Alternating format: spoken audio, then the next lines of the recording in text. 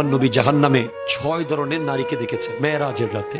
আমার নবীজি এসে প্রচন্ড কান্না করেছেন হযরতে ফাতেমাতুজ জাহরার ঘরে। বলে ইয়া রাসূলুল্লাহ, আপনি এত কান্না করেন কেন? বলে আমি 6 ধরনের নারী জাহান্নামে দেখেছি। একটা হলো যাদের চুলের মধ্যে লটকিয়ে রাখা হয়েছে, নাউজুবিল্লাহ। 2, যাদেরকে জিহ্বার মধ্যে লটকিয়ে রাখা হয়েছে। 3, যাদেরকে হাত পা বেঁধে সাপ আর বিচ্ছু ছেড়ে দেওয়া হয়েছে। 4, যাদের মাথা হয়ে গেছে কুকুরের মতো, গা হয়ে গেছে গাধার মতো। 5, যাদেরকে নিজের বুকের দুধ তথা স্তনের মধ্যে লটকিয়ে রাখা হয়েছে। 6, যাদের মুখ দিয়ে আর শরীরের বিভিন্ন অঙ্গ দিয়ে আগুন বের হচ্ছে।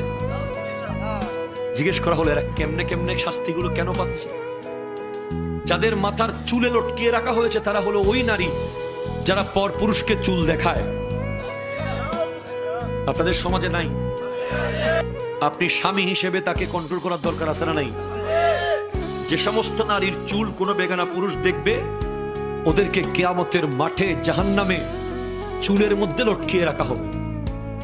2, যে সমস্ত নারী স্বামীর সাথে তর্ক করে কথায় কথায়,